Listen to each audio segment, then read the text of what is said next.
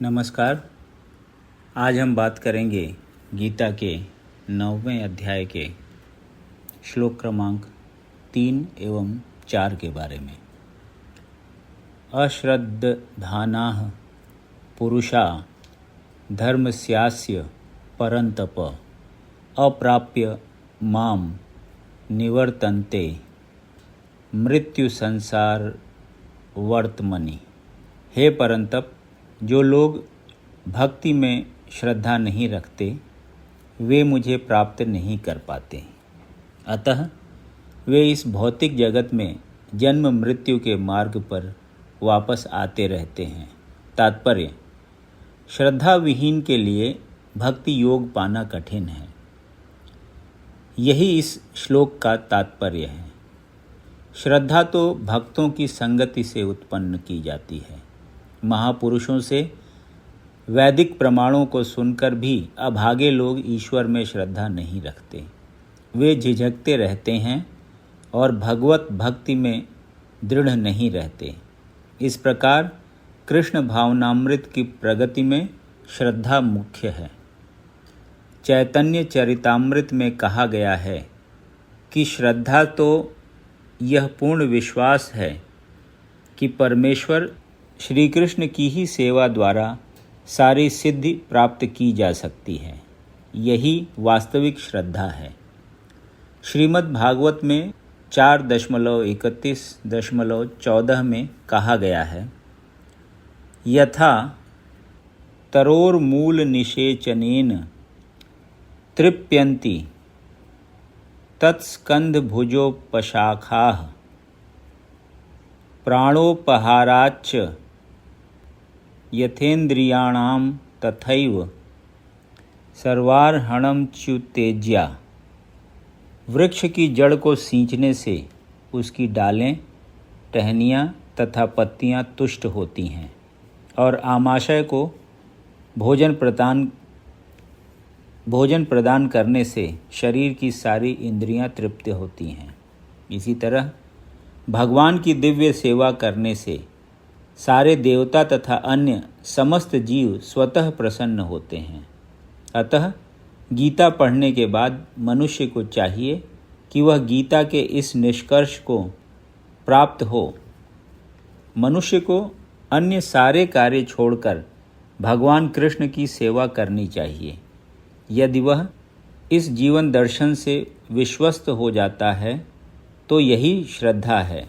इस श्रद्धा का विकास कृष्ण भावनामृत की विधि है। कृष्ण भावना भावित व्यक्तियों की 3 कोटियां हैं। तीसरी कोटि में वे लोग आते हैं जो श्रद्धा विहीन हैं। यदि ऐसे लोग ऊपर भक्ति में लगे भी रहें तो भी उन्हें सिद्ध अवस्था प्राप्त नहीं हो पाती। संभावना यही है कि वे लोग कुछ काल के बाद नीचे गिर जाएं।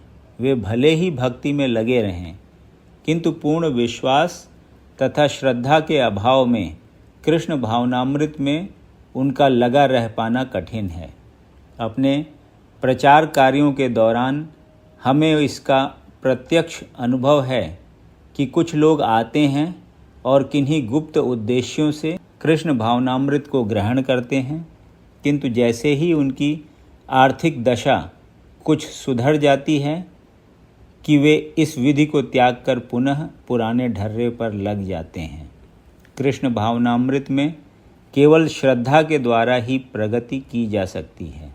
जहाँ तक श्रद्धा की बात है, जो व्यक्ति भक्ति साहित्य में निपुण है और जिसने दृढ़ श्रद्धा की अवस्था प्राप्त कर ली है, वह कृष्ण भावनामृत का प्रथम कोटि का व्यक्ति कहलाता है।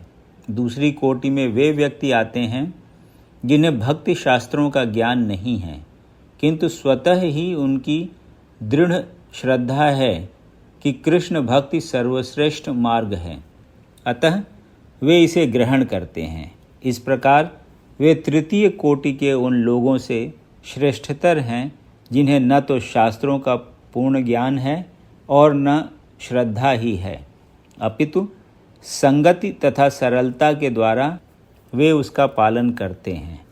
तृतीय कोटि के व्यक्ति कृष्ण भावनामृत से च्युत हो सकते हैं, किंतु द्वितीय कोटि के व्यक्ति च्युत नहीं होते। प्रथम कोटि के लोगों के च्युत होने का प्रश्न ही नहीं उठता। प्रथम कोटि के व्यक्ति निश्चित रूप से प्रगति करके अंत में अभीष्ट फल प्राप्त करते हैं। तृतीय कोटि के व्यक्ति को यह श्रद्धा तो रहती है कि कृष्ण की भक्ति उत्तम होती है, किंतु भागवत तथा गीता जैसे शास्त्रों से उसे कृष्ण का पर्याप्त ज्ञान नहीं हो पाता। कभी कभी इस तृतीय कोटि के व्यक्तियों की प्रवृत्ति कर्म योग तथा ज्ञान योग की ओर रहती है और कभी कभी वे विचलित होते रहते हैं, किंतु ज्यों ही उनसे ज्ञान तथा कर्म योग का संदूषण निकल जाता है, वे कृष्ण भावनामृत की द्वितीय कोटि या प्रथम कोटि में प्रविष्ट होते हैं। कृष्ण के प्रति श्रद्धा भी 3 अवस्थाओं में विभाजित है और श्रीमद् भागवत में इसका वर्णन है। भागवत के 11वें स्कंध में प्रथम, द्वितीय तथा तृतीय कोटि की आस्तिकता का भी वर्णन हुआ है।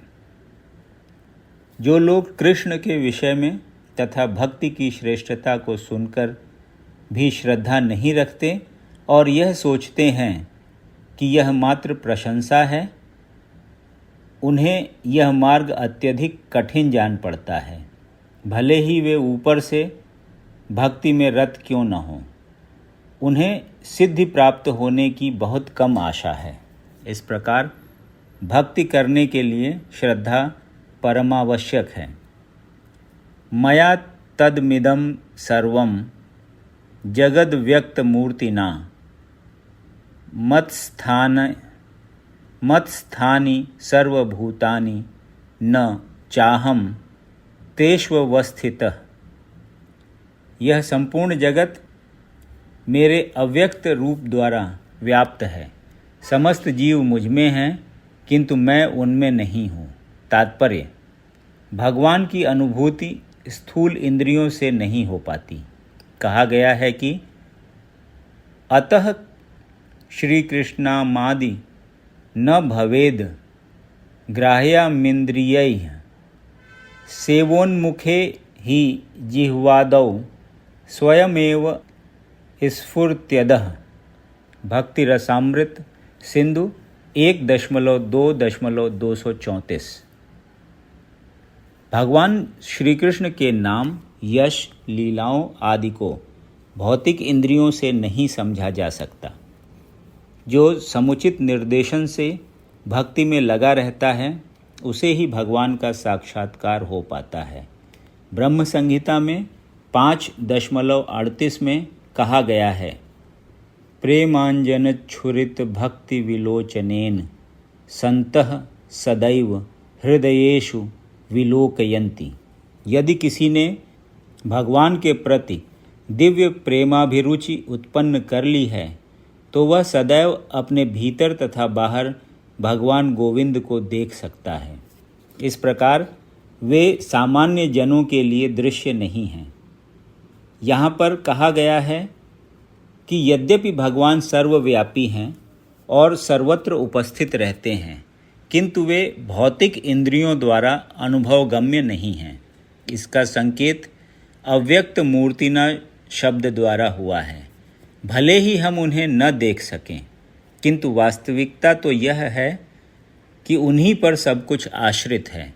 जैसा कि 7वें अध्याय में बताया जा चुका है कि संपूर्ण दृश्य जगत उनकी 2 विभिन्न शक्तियों, परा या आध्यात्मिक शक्ति तथा अपरा या भौतिक शक्ति का संयोग मात्र है। जिस प्रकार सूर्य प्रकाश संपूर्ण ब्रह्मांड में फैला रहता है, उसी प्रकार भगवान की शक्ति संपूर्ण सृष्टि में फैली है और सारी वस्तुएं उसी शक्ति पर टिकी हैं। फिर भी किसी को इस निष्कर्ष पर नहीं पहुंचना चाहिए कि सर्वत्र फैले रहने के कारण भगवान ने अपनी व्यक्तिगत सत्ता खो दी है। ऐसे तर्क का निराकरण करने के लिए ही भगवान कहते हैं, मैं सर्वत्र हूँ और प्रत्येक वस्तु मुझ में है, तो भी मैं पृथक हूँ। उदाहरणार्थ, राजा किसी सरकार का अध्यक्ष होता है और सरकार उसकी शक्ति का प्राकट्य होती है। विभिन्न सरकारी विभाग राजा की शक्ति के अतिरिक्त और कुछ नहीं होते और प्रत्येक विभाग राजा की क्षमता पर निर्भर रहता है। तो भी राजा से यह आशा नहीं की जाती कि वह प्रत्येक विभाग में स्वयं उपस्थित हो। यह एक मोटा सा उदाहरण दिया गया। इसी प्रकार हम जितने स्वरूप देखते हैं और जितनी भी वस्तुएं इस लोक में तथा परलोक में विद्यमान हैं, वे सब भगवान की शक्ति पर आश्रित हैं। सृष्टि की उत्पत्ति भगवान की विभिन्न शक्तियों के विस्तार से होती है और जैसा कि भगवत गीता में कहा गया है, विष्टभ्याहमिदं कृत्सनम, वे अपने साकार रूप के कारण अपनी विभिन्न शक्तियों के विस्तार से सर्वत्र विद्यमान हैं। यदि आपको ये वीडियो पसंद आया तो इसे लाइक करें और ऐसे ही अन्य वीडियोज़ को सुनने के लिए इस चैनल को सब्सक्राइब करें। धन्यवाद।